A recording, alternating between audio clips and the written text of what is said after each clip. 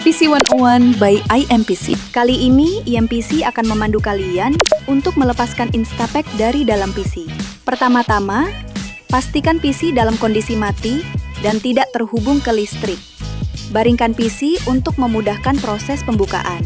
Hindari membuka PC dalam posisi tegak untuk menghindari risiko tempered glass terlepas secara tidak sengaja. Lepaskan baut yang ada pada tempered glass atau panel casing kalian, lalu letakkan panel tersebut di tempat yang aman.